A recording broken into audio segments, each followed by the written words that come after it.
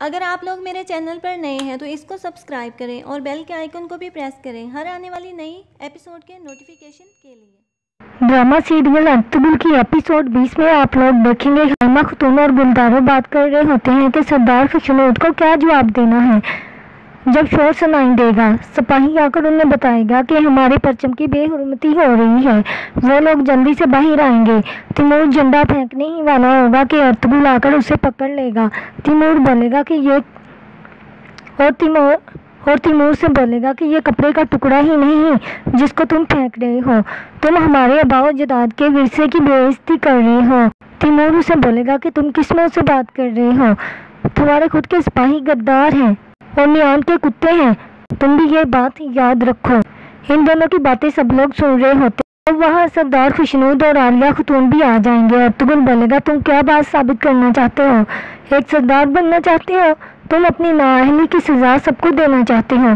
تب Timur Ertugrul پر تلوار سے وار کرنے لگے گا، ارطغرل بھی اسے بازو سے اٹھا کر مارے گا۔ ہائمہ خالہ انہیں روکنے کے لیے آئے گی۔ سردار خشنود بھی تیمور کو بولے گا کہ تلوار نیچے کرو۔ ارطغرل سب کو اپنا پرچم لہرا کر پوچھے گا بتاؤ مجھے ہم لوگ کس کے لیے جیتے ہیں اور کس کے لیے لڑتے ہیں اور کس کے لیے شہید ہوتے ہیں۔ اپنے بڑوں کے ورثوں کو پاؤں تلے روندنا ہمارا مقصد نہیں، ہمارا مقصد صرف اس کی حفاظت کرنا ہوتا ہے۔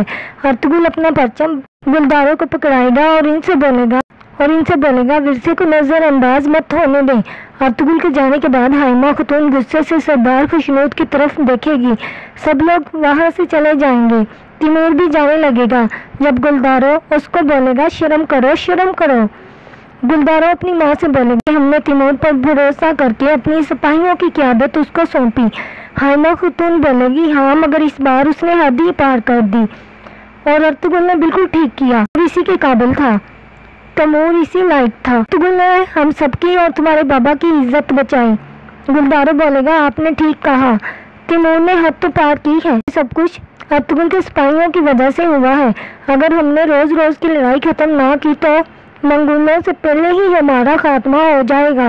تیمور اپنے بابا سے پوچھے گا آپ نے ہماری اور کتنی بے عزتی کروانی ہے۔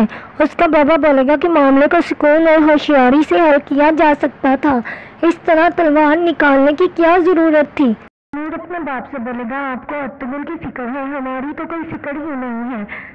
سردار خشنود سے بولے گا کہ یہاں سے دفع ہو جائے۔ اس کے جانے کے بعد عالیہ خاتون سردار خشنود کو بولے گی کہ درگاہ کو خوش کرنے کے لیے اور کائی قبیلے سے وصولی لینے کے لیے عبدالرحمن کو پھانسی دے دو۔ عبدالرحمن کو پھانسی دینے کے لیے سردار خشنود کے سپاہی اسے جیل سے لینے جائیں گے۔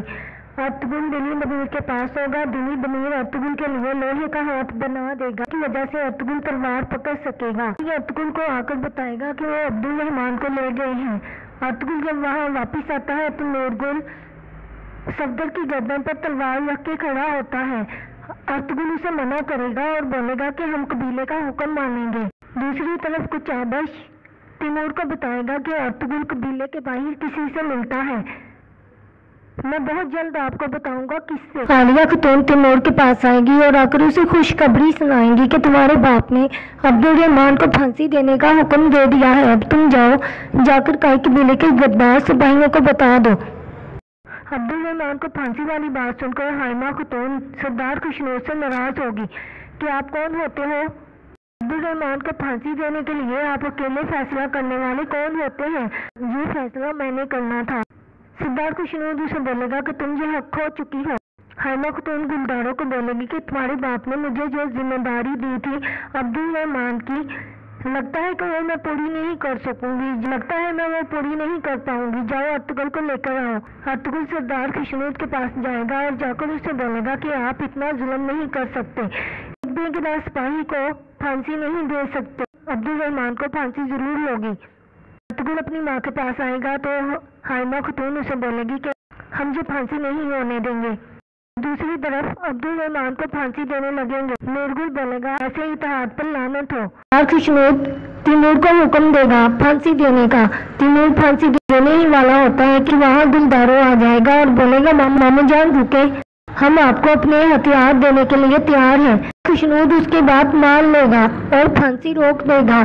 ایک بار پھر تیمور ناراض ہو جائے، کائی قبیلے اور درگاہ قبیلے میں لڑائی کی خبر میان کے پاس بھی پہنچ جائے گی۔ اس بات سے میان بہت خوش ہوگا۔ عالیہ خاتون روشنی سے بولے گی کہ تیمور ارطغرل سے ناراض ہے، اگر تم اسے مناؤ گی تو وہ تمہاری بات ضرور سن لے گا۔ روشنی تیمور کے پاس جائے گی اور جا کر اسے بولے گی کہ لڑائی ختم کر دو۔ تیمور اسے بولے گا ٹھیک ہے، میں لڑائی ختم کر دوں گا۔ روشنی واپس آ کر عالیہ خاتون کو بولے گی آپ نے مجھے جو کام بولنا تھا میں نے وہ کر دیا۔ عالیہ خاتون اسے بولے گی بہت خوب میری ہونے والی بہو۔ یہ بات شہناز خاتون بھی سن لے گی اور عالیہ خاتون سے بولے گی اب تم جو چاہو کر سکتی ہو، تمہارا مقصد پورا ہوا۔ عالیہ خاتون اسے بولے گی کہ تم اس بات کی خوشی مناؤ کہ گلدارو تمہارا شوہر ہے، ورنہ تم کیچڑ میں پڑی ہوتی۔ میان بولے گا کہ دنیا کی سب سے طاقتور سپاہی اگر میری فوج میں آ جائیں تو حمزہ میان سے بولے گا آپ فکر مت کریں، یہ تمام سپاہی آپ کی فوج میں آئیں گے۔ پھر وہاں کچھ آبش بھی آ جائے گا اور آ کر انہیں بتائے گا کہ ارطغرل نے قبیلہ چھوڑنے کا فیصلہ کیا ہے۔ حمزہ بولے گا کہ ارطغرل کبھی بھی قبیلہ نہیں چھوڑے گا۔ میان بولے گا کہ تم لوگوں نے سنا تو ہوگا اگر کوئی زخمی جانور اپنا ریوڑ چھوڑے تو اس کا کیا حال ہوگا۔